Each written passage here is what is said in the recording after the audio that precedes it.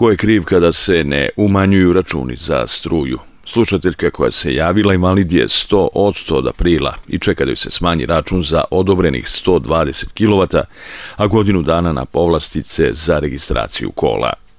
U EPS-u kažu da pitanje besplatne struje uređuje uredba, a da se njima samo dostavlja spisak ko je ostvario ovo pravo, a u PIO fondu odgovaraju da se uverenje i druge isprave izdaju po pravilu istog dana kada je stranka podnela zahtev.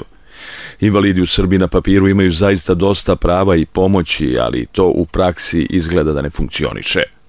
Tako navodi u pismu objavljenom pre 2 dana u rubrici Među nama SV, invalid sa 100% i pacijent na dijalizi. Naime, problema imala i sa umanjenjem računa za struju, na šta ima pravo po uredbi o energetski zaštićenim kupcima, ali i sa Fondom za penzijsko i invalidsko osiguranje. Zbog toga se javila u nadi da će neko od nadležnih objasniti zašto i invalidi moraju da nailaze na mnoge administrativne prepreke ako ne moraju, ali i fizički to ne mogu. Ova slušateljka je podnela zahtev za povlašćenog korisnika električne energije prošle godine i u aprilu ove je dobila rešenje Sekretarijata za socijalnu zaštitu sa rokom važenja do 31. decembra ove godine, u kome se priznaje status ugroženog kupca. Ali uprkos tome Elektroprivreda Srbije do danas nijednom nije umanjila njen račun za odobrenih 120 kW. I ne samo to, nego je na njene molbe da ima rešenje ponovo vraćaju na isti ovaj sekretarijat koji joj je popust priznao, kaže ona. Tu nije kraj jer s ovim stepenom invaliditeta ostvaruje pravo i prilikom registracije automobila, ali da bi to ostvarila mora da dobije rešenje Fonda za penzijsko i invalidsko osiguranje koje čeka godinu dana. Iz fonda su joj rekli da je poslato, ali je opet vraćeno. Ni tu, međutim, nije kraj njenim mukama, jer kako navodi i kada rešenje stigne, morat će lično da ga podigne, što je za nju neizvodljivo. U Elektroprivredi Srbije su kratko odgovorili da je pitanje popusta za utrošene kilovate uređeno uredbom o energetski zaštićenom kupcu, a da se njima samo dostavlja spisak onih koji su to pravo ostvarili. Uredbom koja je već godinama na snazi propisani su uslovi za sticanje energetski ugroženog kupca, između ostalog i zbog zdravstvenog stanja. Kriterijum za ovu kategoriju potrošača su materijalni položaj, ukupni mesečni prihod domaćinstva, imovno stanje i zdravstveno stanje člana domaćinstva. Dospeli dug za električnu energiju ne isključuje pravo na sticanje statusa energetski ugroženog kupca.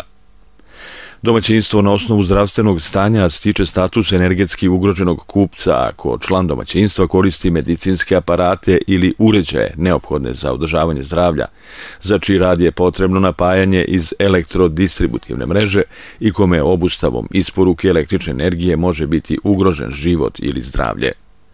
Zahtev se podnosi lokalnoj samoupravi u mestu prebivališta, a novi za narednu kalendarsku godinu može se podneti najranije 30 dana pre isteka roka važenja rešenja.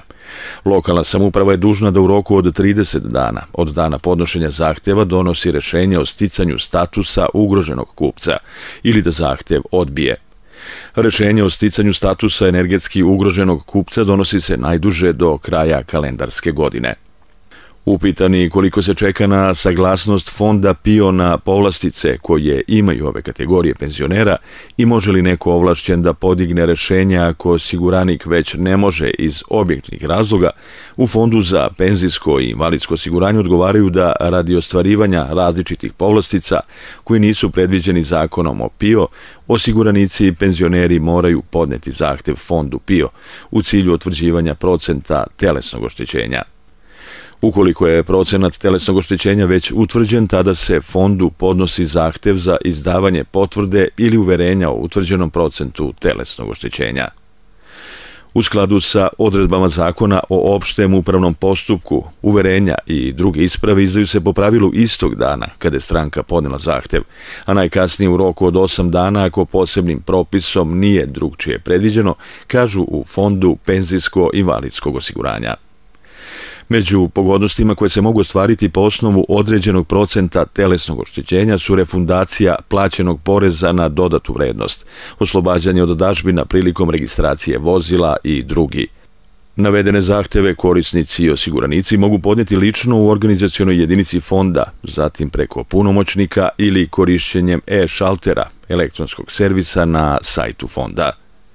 Većina udruženja osoba sa invaliditetom upoznaje svoje članove sa raspoloživim mogućnostima u odnosu na stepen telesnog oštećenja koji im je utvrđen. Ove mogućnosti mogu i da se razlikuju od opštine do opštine, pa je svakako dobro u najbližem udruženju proveriti koje benefite i popuste je moguće ostvariti.